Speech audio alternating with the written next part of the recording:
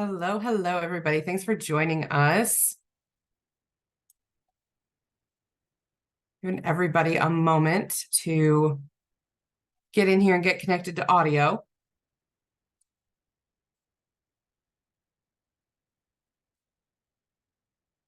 All right, awesome. Looks like we have everybody in here, so we'll go ahead and get started.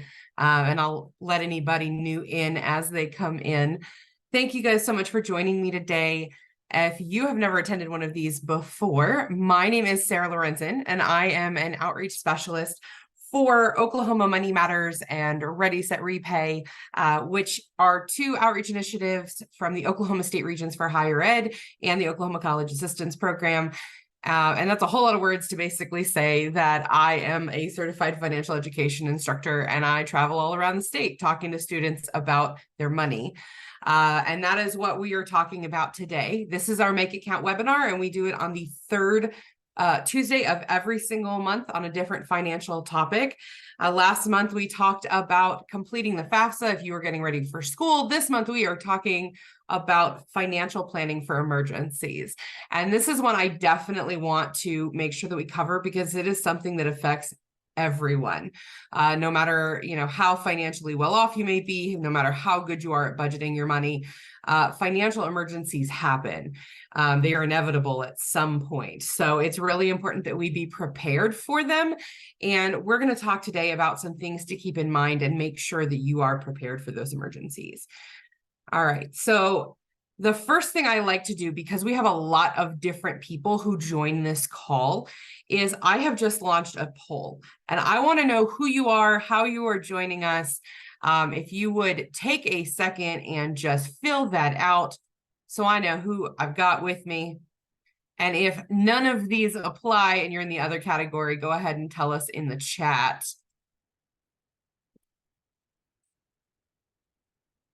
All right, we've got a great mix of folks today. That is very exciting. I'll give you all another second.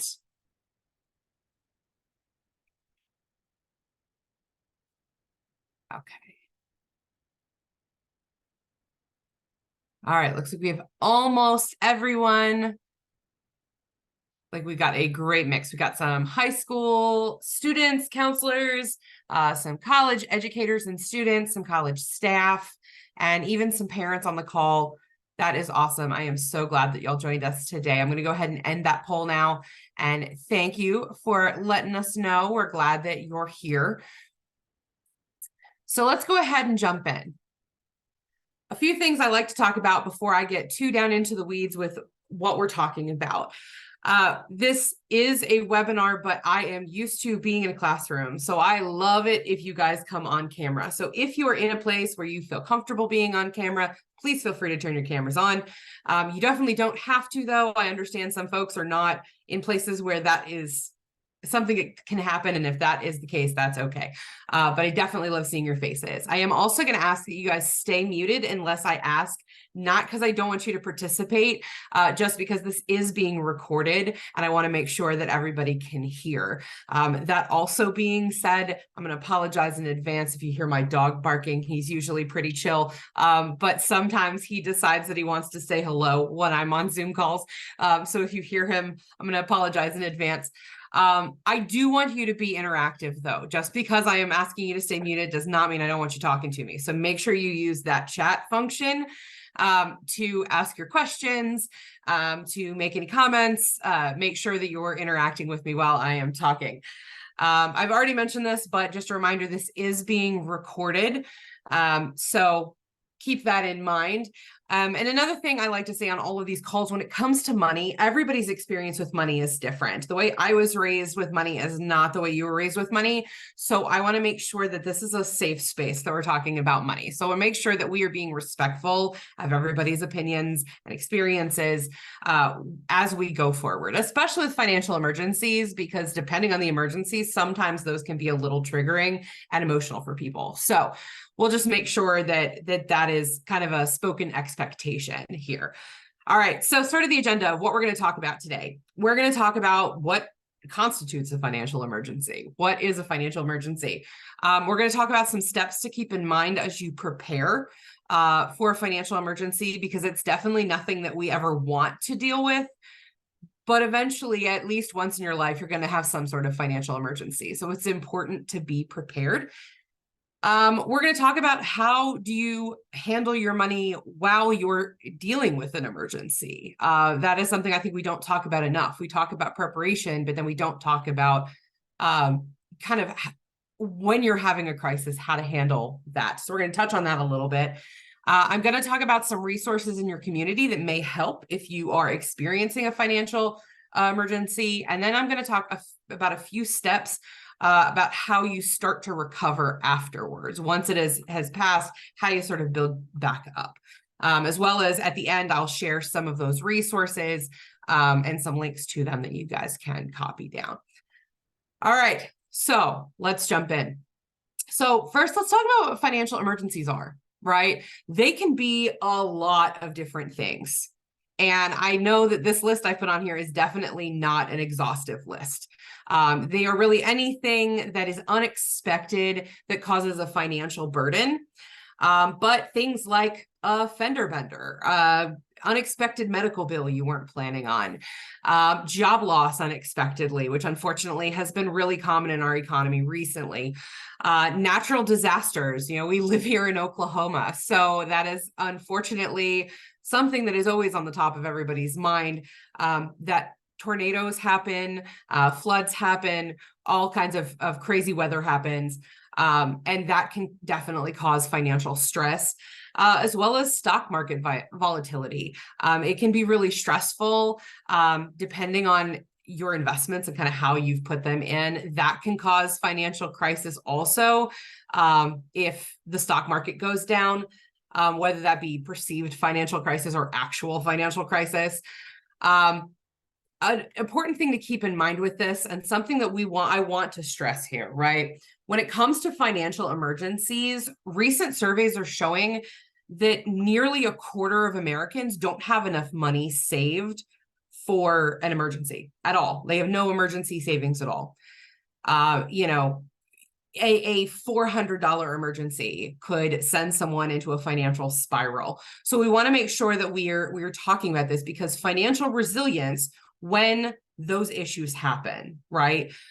It requires planning. And as I've said, it is not something that any of us want to deal with. It's definitely something we don't want to think about, but it does happen at some point, and it is better to be prepared, or as prepared as you can be, for that situation, because then you can go on and you can, you know, enjoy your life and not really think about those things, and know that if they do happen, you are financially capable of handling it. And that makes the overall stress of your finances a lot easier. All right, so first step, let's talk about building an emergency budget. Now, a lot of people probably thought the first thing I was going to say was, let's save for an emergency fund. But how do you know how much money you need in an emergency fund if we don't come up with what our emergency budget is first? So if you don't already have a budget, if you don't already know what you're spending, what you have going in, what you have coming out, what you're actually spending, we need to do that. So we need to take a second. We need to write down everything that you have coming in. We need to write down everything you have as your financial responsibilities going out. You need to track your spending and figure out how much you actually have going out, and put that in categories so you can see where your money is going, right? Now, I'm not going to tell you to cut anything out yet. We just want to know, at this current moment, where are you? How much money are you spending every month, and what's going in and out, right? Once you've done that, what I want you to do is I want you to sit down and really think, in an emergency, what things do you prioritize, right? You want to make sure that things that you and your family need are your first priority. So you want to make sure that you have money for food. You want to make sure that you have money for a place to live. You want to make sure that you have money, if necessary, to pay for your transportation so you can continue getting to and from work while you are experiencing this crisis, for example, right? And you're going to need to look at your own spending and see what those things are, right? See what non-essentials you can cut out. So can you, in an emergency, temporarily cut your subscription to Netflix? Can you cut down on how much you're spending on groceries? Can you, cut your internet out at your house? Maybe you don't actually need it, and you could cut it out for a couple of months to make sure that you can, get to your next paycheck. See what those things are that are not essential that you can cut out. Now, you don't have to cut them out right away. All right. This is us pretending that we are in an emergency. And what are the things you cannot live without? Okay. If necessary, could you not maybe call your student loan provider and ask them for a pause on your payments for a month or two because you lost your job? Yes, you can. Okay. Could you cut out some subscriptions you don't need? Those are the things that you want to put into this emergency budget, those things that you have to have, and then cut out all those other things. Once you figure that out, what those necessities are, I want you to look at what that total is, right? Make sure you're identifying anything that is not necessary and removing it from this budget. And the bare bones budget that you need to make sure you have a roof over your head, food in your mouth, and transportation to get to work, and those kind of necessities, medications you might need, make sure that those are all included. Now, once we have that number, we know what that number is.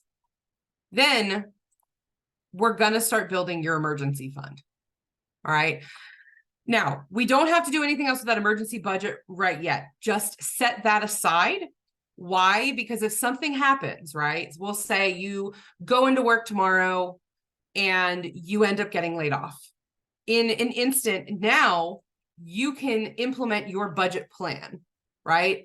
You can say, okay, until I can get a new job, we're going to cut out cable. We're going to cut out going out to eat. We're going to cut out all of our subscriptions temporarily, right? So stick that to the side.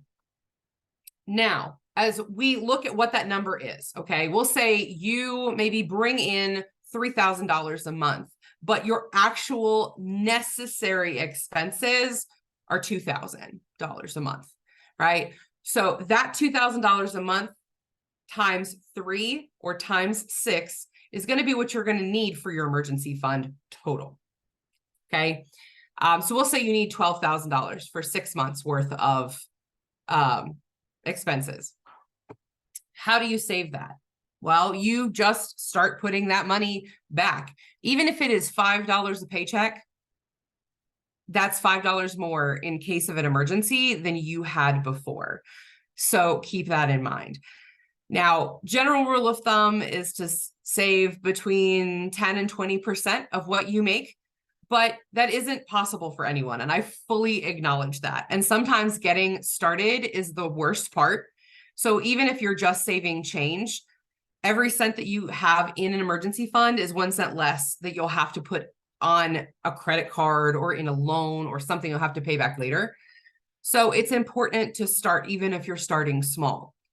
I have a former colleague of mine that always used to tell this story, and she would say that she was a single mom at the time. She had 3 children, and her sort of I need to get my money together moment, like rock bottom moment, was she realized that she had no money at all, no access to credit at the time, and she had a son who was sick, and she couldn't afford to get a children's Motrin for him for his fever. And it was sort of that moment that she was like, I need to do something. So her first savings goal was for a bottle of children's Motrin. How much does that cost? That's what I'm going to set back. And you could go get change out of your couch. You can, go into the console of your car, and that change that you've thrown in that you don't realize you have, take that and stick it into an emergency fund. Now, how do you save? right? We've already talked about saving, trying to make that a priority, and saving as much as you can, setting yourself small goals to achieve that. But how do you save? Do you put it in a high yield savings account so your money is earning money? Do you stick it in a sock, in a mattress?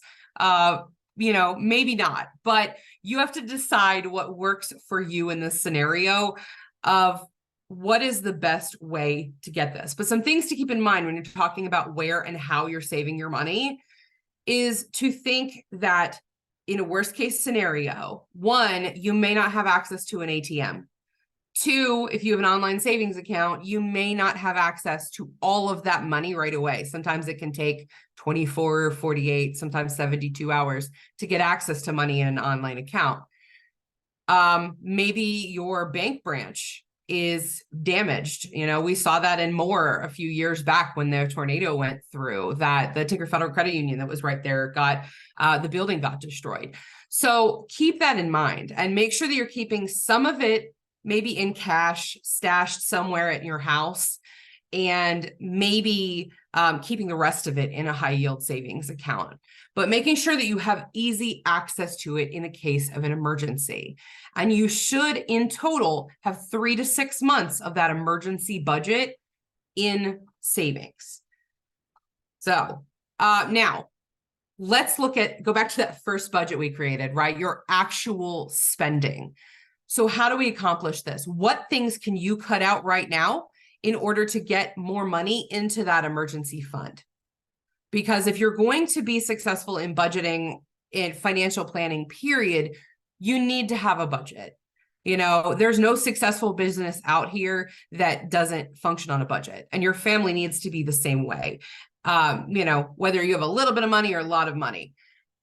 The beauty of having a budget or spending plan, as I prefer to call it, is it allows you to look and see where your money is going and if your money is going to your priorities. So if your priority is making sure you get an emergency fund, now you see what you can cut out. Maybe you can not go out to eat a couple times a month and take that money and put it into an emergency fund. Maybe you actually have a little bit extra every paycheck that you're not going to miss. Go and automate that and get it to where it is auto deposited into a savings account. So it is out of sight, out of mind, and it's there when you need it, but you're not tempted to spend it. Okay, another thing you got to do is consider insurance and risk management. Here's the thing. None of us want to think about when we need insurance, right? You don't want to have to think about deductibles and all of those other things, but it is important to make sure that you and your assets are protected. So you have to look at what things you own, what things are in your lifestyle, in your, your health, your family, and what things are going to help with your needs. There are tons of good insurance agents out there that you can have a frank conversation with about this to see what you actually need for what you have. Different types to consider: health insurance, life insurance to help with your family, their expenses if something were to happen to you unexpectedly. Auto insurance. Yes, in this state, it is required to have the minimum, but based on your situation, do you need to have a little bit more just in case something happens for an uninsured driver or a tornado or something else that happens? Do you need insurance in case you are disabled somehow? If you own a home, you're probably going to want to have homeowners insurance or renters insurance if you're renting, because renters, if you are because you don't own the home, if something happens to the place that you're renting, your landlord is not responsible for your items that are inside the house. So if those things are important to you, you need to make sure that you have renter's insurance to cover them in case something happens, a fire, a flood, you name it. Things like long-term care insurance. Do you need to think about your family? Do you have family history of maybe these long illnesses towards the end of life that could cause extreme financial burden on your family? Even things like pet insurance. This is something that when my partner and I, we got our dog, we debated on whether we needed it. And we were like, no, he is young. He's a puppy. We don't need to get pet insurance. We'll just save up. And that way, by the time he gets to the age where we start having to take him to the vet more often, and there's all of these issues with his breed, we'll be fine.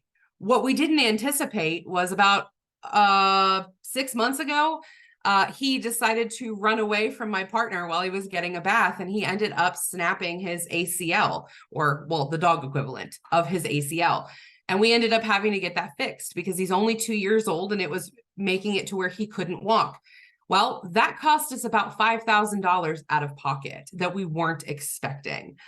So if you have pets, those things happen. Maybe consider pet insurance that can help some of that cost burden so you're not having to come out of pocket for it.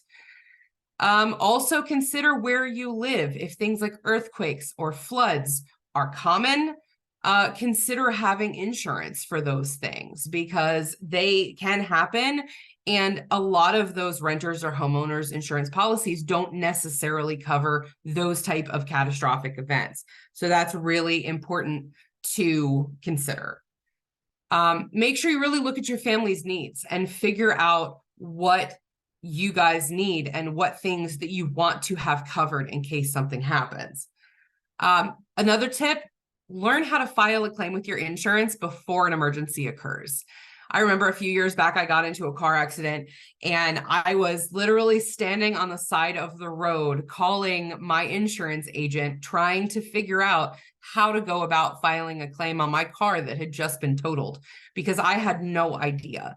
So it is a lot less stressful going into a situation like that if you are at least aware. Do they have an app? Is there an online process? Do you need to just call them and talk to them over the phone to file a claim? Make sure that you know what that process looks like. So when the stressful event occurs, you don't have to think about it. You can just go straight into action and start resolving the issue for yourself.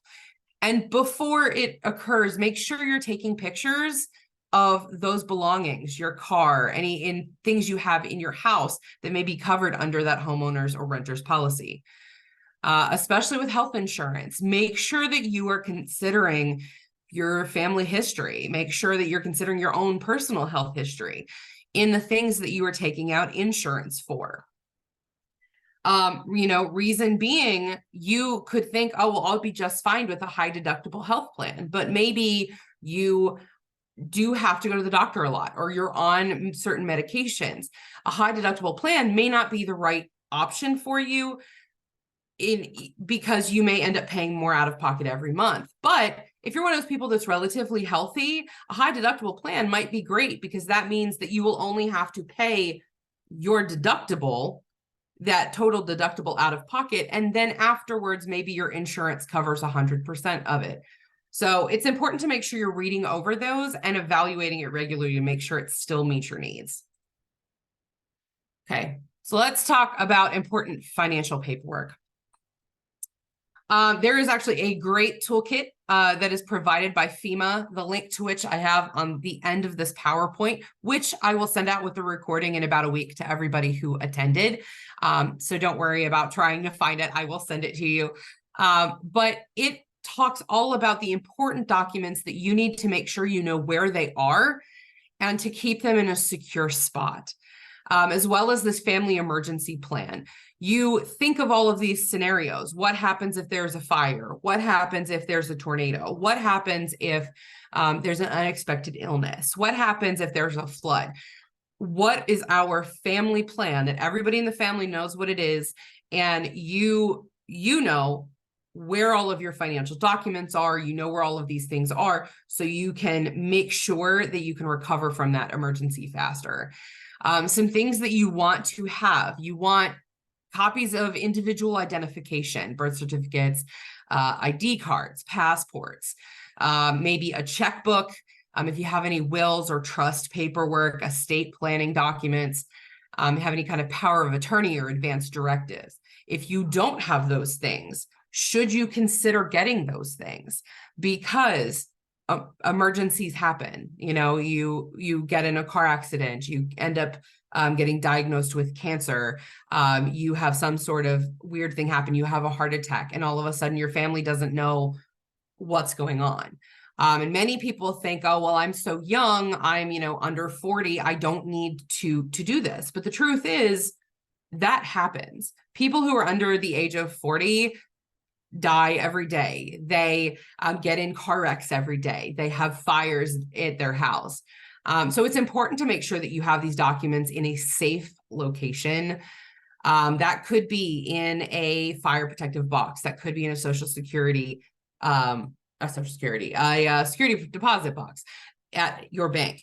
That could be making sure that not only do you have paper copies, that you have digital copies of these documents, to where they might not be the official copy, but they're a jumping off point that can help you start to regain this paperwork if something was to happen in a fire or something of that nature.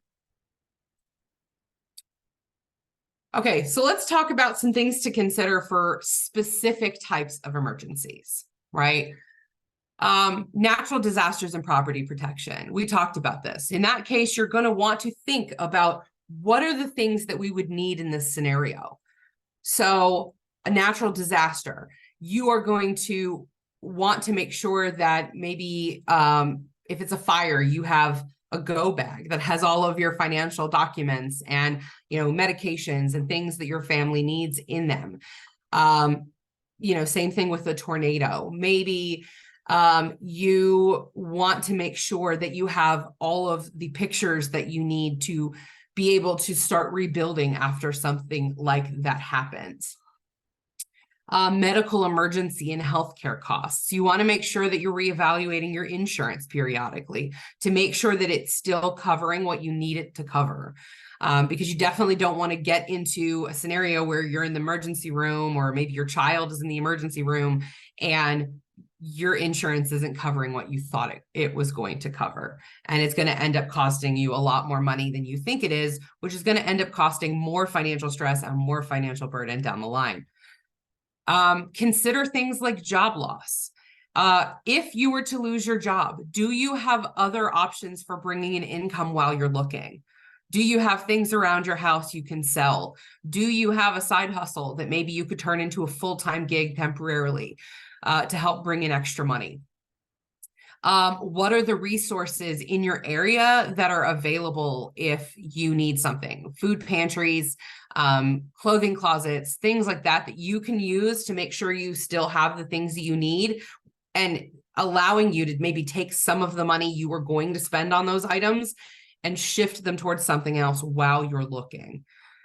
Do you know how to file for unemployment in your area?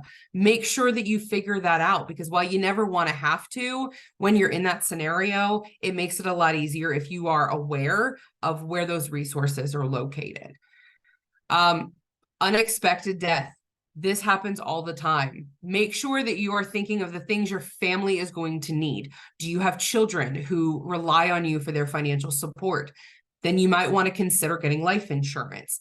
Do you have those same children? You want to make sure that a specific family member is the person that takes care of them in that emergency. You want to make sure that you're considering those and putting those in a will. If you have any financial assets, that you're maybe putting those into a trust to make sure that those are there and safe for the people that you love. Stock market volatility. That unfortunately isn't inevitable, right? Our stock market has been doing better in the last 10 years than it has in many, many years beforehand. But then COVID happened, if you all remember seeing in the headlines what happened. Now, while a global pandemic is not something that happens every day, the volatility of the stock market can change in a second. And yes, you're going to have up days and down days, and you want to kind of keep holding steady as best as you can. But to protect your assets in this case, you want to make sure you're diversifying into different types of assets. And so that is important in the financial planning, is making sure that you are diversifying and you're not putting all of your eggs in one basket, for lack of a better phrase. All right. So let's talk about reviewing and updating. right? So we've done all of the things. We've got our emergency budget. We have put our emergency fund in action. We have got our 3 to 6 months worth of income saved. We are diversifying our investments. We've got plans for all of the money. We've got the insurance. We've got all of the things we need to do to be prepared in case emergency strikes. Well, when do you review it? Are you done? Is that it? Well, here's the thing. You need to review it regularly. How often? At least once a year, right? Make sure that your insurances are still the same. Make sure that they still cover what you need them to cover. Make sure maybe your income has gone up. Maybe you need to add more money to your emergency fund. Make sure that you're considering those things and just reviewing your plan once a year to make sure that it's the same. I'll actually tell you a story from my own family. So my grandfather passed away a couple of years ago, but when his wife, my grandmother, passed away 10 years before that, we realized that they hadn't updated their will since my mother was a minor, right? At the time, my mother was 50 years old when her mother passed away. And it took a very long process to work on updating the will for my grandfather, because all of a sudden they had no functioning will, and they actually had to fight with the state of Maryland about probate on all of my grandmother's assets because their will was so out of date that it was no longer relevant. So it's very important that once you get these documents in place, you periodically look them over, at least once a year. But also, if you have major life events, did you get married? Did you have another baby? Did you get a new job? Your income has changed. Is the economy changing? Is something happening that, the stock market is going crazy? Are we in a recession? Make sure that you're reevaluating that you guys are covered. Okay, so let's talk about you're in the middle of emergency. How do we manage our money? Okay. This is probably one of the hardest parts, right? Because you're so stressed out and you're, trying not to panic, and you're trying to kind of rob Peter to pay Paul to make sure that all of these things are taken care of, depending on the scenario. Well, the first thing is you need to take a step back, right? Don't panic, take a deep breath and look at the situation, right? What is the situation? We'll say that you lost your job. Okay. So you lost your job. Now we have some money in an emergency fund, but we need to activate that emergency budget because we want to make sure that that emergency fund can stretch as long as possible, because you don't know how long it's going to take you to get another job. It could be 2 weeks. It could be 4 months. It could be a year, depending on the economy, depending on what you do, depending on the job opportunities in your area. So it's important to make sure that you are activating that emergency budget and that you are sitting down and assessing that situation. Go back and prioritize the things that your absolute necessities, making sure you still have a roof over your head, making sure you still have insurance on your house in case something happens while you're going through all of this trouble. Make sure that you have food for your children, for yourself, any medications that you need, and make sure that those are the ones you are prioritizing. Make sure you're talking to your creditors. Your creditors are a lot nicer to deal with when you reach out to them proactively and tell them you're having a problem.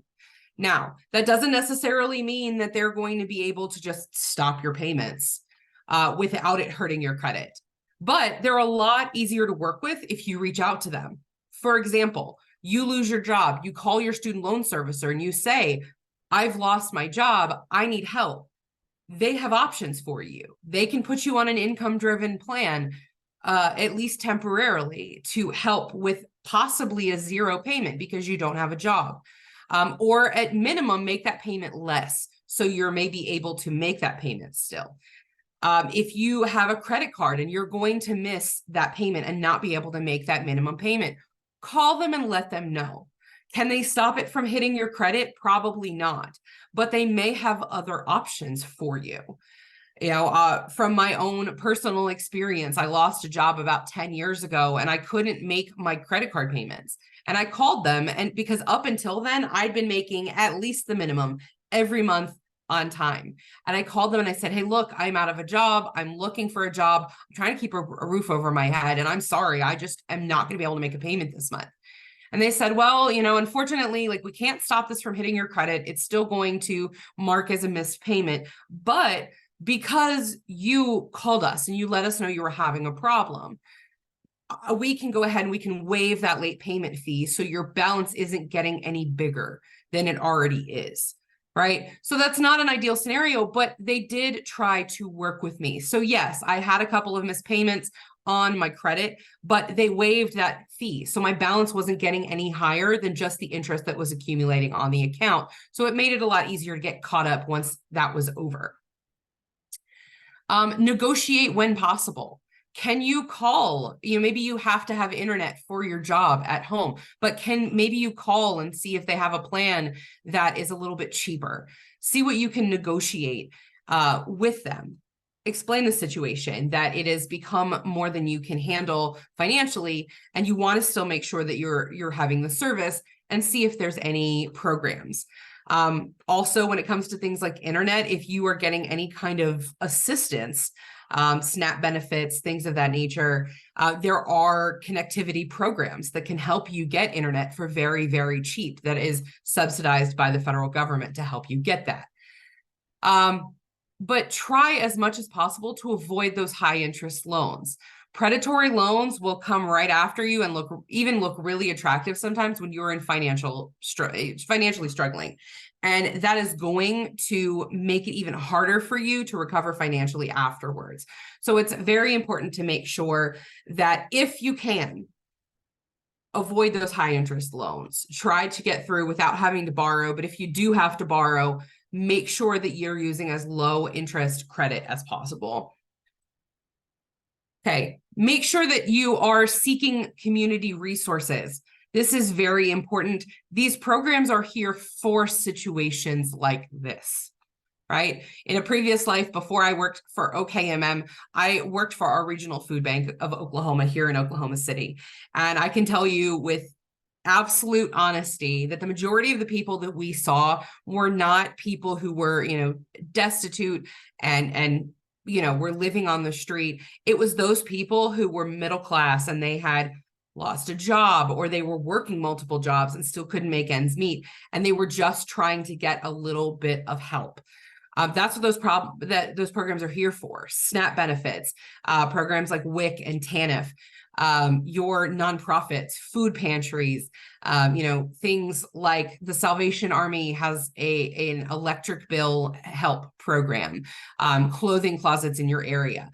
Those things can help take care of some of those needs, so you can take that money and help make that money stretch further, right? That already limited amount. Maybe you can get some help on your electric bill, so you can take that money and you can use it to make that credit card payment or make that car payment that you didn't think you were going to be able to make. Maybe you can go to that food pantry and they can load you up with food for the week. So that money you would have spent on food, you can then take and you can make that insurance payment on your car, or you can make that car payment, or at least some payment on your car to keep that going while you're going through this emergency.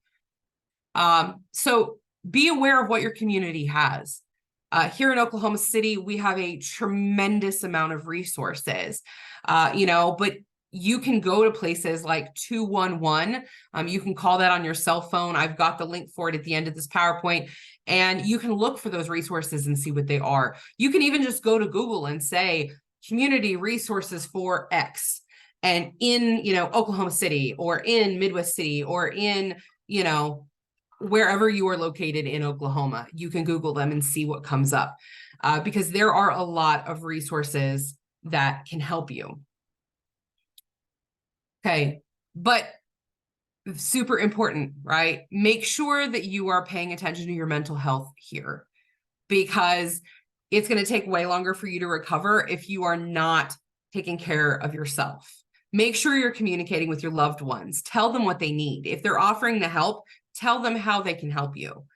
Tell them what things that you need, but make sure you are taking some time to just be mindful. Maybe that means deep breathing. Maybe that means doing some yoga that you found on YouTube for free, just to give yourself some time to do it. Maybe take your dog for a walk just to get away from the situation, even if it's for 10 minutes, to clear your head and not stress yourself out and let your nervous system reset.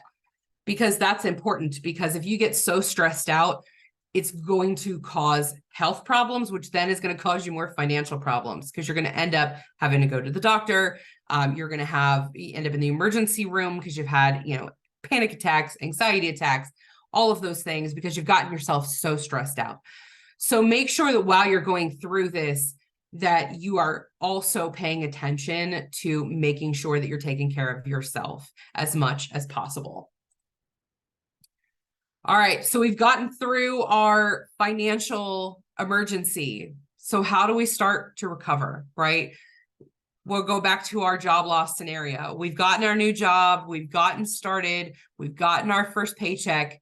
What do you do now? Well, now you go and you reevaluate that budget of yours, okay? What things can you start paying again?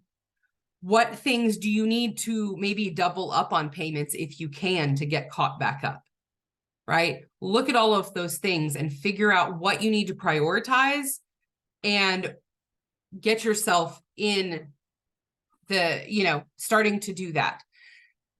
Rebuild your emergency fund. I'm sure at some point your funds got depleted during this emergency. Adjust any financial goals. Maybe that means until you get your emergency fund, maybe you cut back just a little bit on your retirement savings from work to make sure you can take that money and put it in your emergency fund.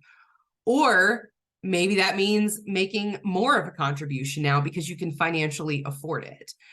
Make sure you're reviewing your insurance coverage and make sure, especially if you're in that scenario where you found out you didn't have enough coverage, maybe reevaluating adding more coverage now that you have the ability to, right? If you had to take on debt, come up with a plan for how you're going to pay it. This also helps with the stress of getting restarted, because if you have a plan in place for you to follow, all you have to do is follow the steps, which will definitely help. If needed, seek professional guidance. There are financial counselors and financial advisors out there who can sit down with you, someone who is impartial, and look at the numbers and help you come up with a plan to start building up and recovering. And if you didn't have those things like your emergency fund or things like that, maybe you depleted your emergency fund, they can help you figure out how to get to that goal. So it's very important to consider getting some professional advice if you need it. All right, before I get into our resources, do I have any questions in the chat?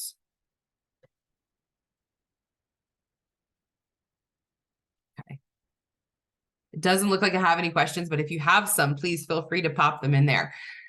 Here are some resources for you guys that I think you'll find really helpful when it comes to putting together your plan for financial emergencies. The first is our website, oklahomamoneymatters.org. There is tons of info in there about planning for emergencies and budgeting and credit and all of those things. Also, the Oklahoma Department of Emergency Management and Homeland Security, they've got a lot of super, super great tips on how to prepare for those natural disasters we talked about.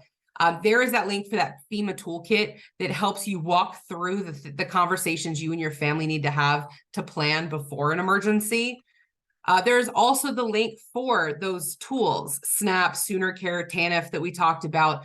OKDHS has this great website, OKDHS Live, that allows you to go in and apply for those benefits online. You don't have to take off work. You don't have to go into the office. You can submit everything online and they will have a case manager contact you, which is a great improvement to those programs. I was so excited when they implemented this. So make sure that that's there. Also, 211oklahoma.org. You can also dial 211 on your cell phone. And they will help you with assistance. There is so many resources on that site. Housing assistance, food assistance, electric assistance, domestic violence resources. There's all sorts of things in there that they can help get you connected to. So if you or someone you know is having an issue and doesn't know where to turn, reach out to 211 and they can probably connect you with resources that can help. Also, that discounted internet that we talked about, affordableconnectivity.gov. Here in Oklahoma, how you can find a food pantry in your area. And if you're in central and western Oklahoma, you're going to go to rfbo.org, which is a regional food bank of Oklahoma, and go to their Get Help tab. And they've got a full search that you just put in your zip code, and it brings up every pantry and food assistance program in that area. And okfoodbank.org is for all of my friends in Eastern Oklahoma.